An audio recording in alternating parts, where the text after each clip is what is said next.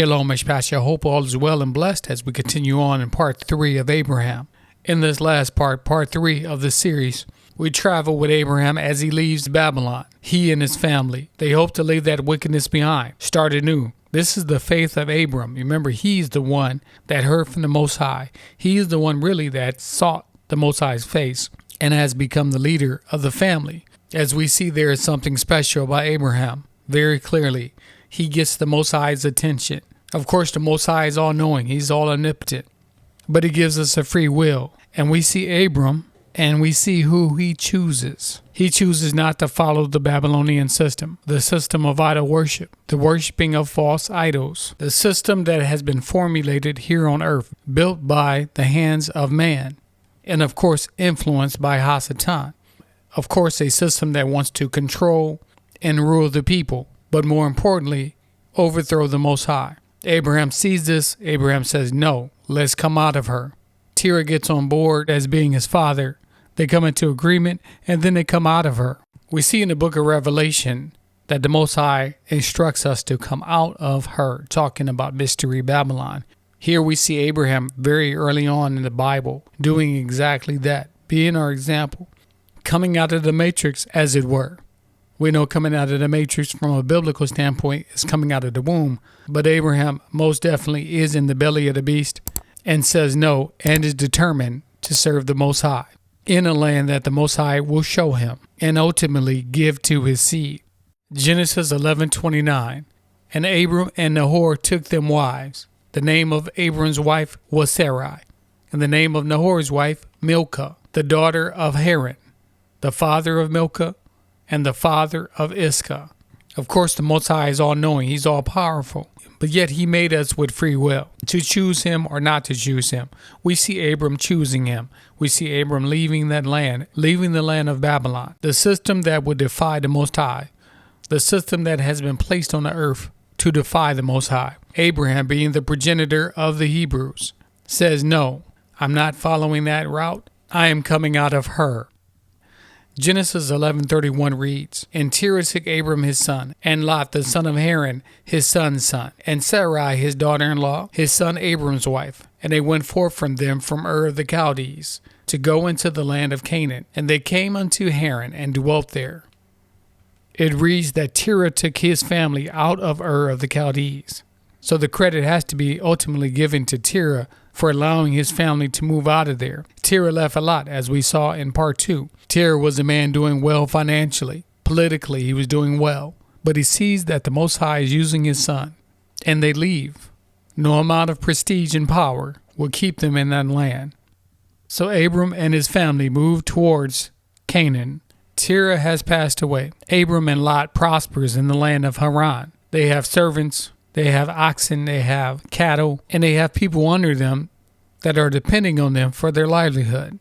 Genesis 13:8. And Abram said unto Lot, Let there be no strife, I pray you, between me and you, and between my herdmen and your herdmen, for we are brethren. Is not the whole land before you? Separate yourself, I pray you, from me. If you will take the left hand, I will go to the right. Or if you will depart to the right hand, I will go to the left. And Lot lifted up his eyes, and beheld all the plain of Jordan, that it was well watered everywhere before Yah destroyed Sodom and Gomorrah, even as the garden of Yah, like the land of Egypt, as you come into Zoar. Then Lot chose him all the plain of Jordan. And Lot journeyed east, and they separated themselves the one from the other. Abram dwelt in the land of Canaan, and Lot dwelt in the cities of the plain, and pitched his tent toward Sodom. But the men of Sodom were wicked and sinners before Yah exceedingly. So we see Lot choosing the land of Sodom. This is not going to be a good idea. Abram is showing love here. Again, we see the humility of Abraham. Genesis 14:8 reads, And there went out the king of Sodom, the king of Gomorrah, the king of Admah, the king of Zeboam, and the king of Bela, the same as Zoar. And they joined battle with them in the vale of Siddim, with Chedorlaomer, the king of Elam, and with Tidal, king of nations, and Amphrio, king of Shinar, and Arioch, king of Elasar, 4 kings with 5. And the vale of Siddim was full of slime pits. And the kings of Sodom and Gomorrah fled, and fell there. And they that remained fled to the mountain. And they took all the goods of Sodom and Gomorrah, and all their victuals, and went their way. And they took Lot, Abram's brother's son, who dwelt in Sodom, and his goods, and departed. And there came one that escaped and told Abram the Hebrew, for he dwelt in the plain of Mamre the Amorite, brother of Isco, the brother of Anar, and these were confederate with Abram. And when Abram heard that his brother was taken captive, he armed his trained servants, born in his own house, 318, and pursued them unto Dan. And he divided himself against them, he and his servants, by night, and smote them, and pursued them unto Hobah, which is on the left hand of Damascus. And he brought back all the goods, and also brought back his brother Lot, and his goods, and the women also, and the people. And the king of Sodom went out to meet him after his return from the slaughter of Chedorlaomer, and of the kings that were with him, at the valley of Shavah, which is the king's dale. So we know by now that Abram is a very faithful man, courageous, brave, and will go to war if needed. This is exactly what he's doing now. He gets word that Lot has been taken captive, and he does not hesitate. He takes men trained, born in his own house, 318, and pursued these men to Dan. And Melchizedek, king of Salem, brought forth bread and wine, and he was the priest of the Most High Elohim. And he blessed him and said, Blessed be Abram of the Most High Elohim, possessor of heaven and earth, and blessed be the Most High Elohim, who have delivered your enemies into your hands. And he gave him a tithe of all. Here we have Melchizedek. Some people pronounce it Melchizedek, but we know he was a king, the king of Salem. It says right there in the 18th verse, Melech is a king. The word itself means a king. He blesses Abram, and he even calls him Abram of the Most High Elohim. So the word is out on Abram. He is a man of faith. He is a man of Yah. Even so much that the high priest of Yah comes to Abram and makes a public declaration, honoring the man in front of all. Verse 21 reads, And the king of Sodom said to Abram, Give me the persons, and take the goods yourself. And Abram said to the king of Sodom, I have lifted up mine hand unto Yah, the Most High Elohim, the possessor of heaven and earth, that I will not take a thread, even to a shoe latchet. And I will not take anything that is yours, unless you should say that I made Abram rich, save only that which the young men have eaten, and the portion of men that went with me, Anar, Esco, and Mamre, let them take their portion. Abram's giving the glory and honor where it's due. The praises belong to the Most High. That's exactly what Abram does. He doesn't want your goods. He doesn't care about the spoils of war. He wants to give praise and honor to the Most High. Genesis 15:1. After these things, the word of Yah came to Abram in a vision, saying, Fear not, Abram. I am your shield and your exceeding great reward. And Abram said, Yah Elohim, what will you give me, seeing I go childless? And the steward of my house is this Eleazar of Damascus. And Abram said, Behold, to me you have given no seed, and lo, one born in my house is my heir. And behold, the word of Yah came unto him again, saying, This shall not be thine heir, but he that shall come out of thine own bowels shall be thine heir. And he brought him forth abroad, and said, Look now towards heaven, and tell the stars, if you be able to number them. And he said unto him, So shall your seed be. And he believed in Yah, and he counted it to him for righteousness.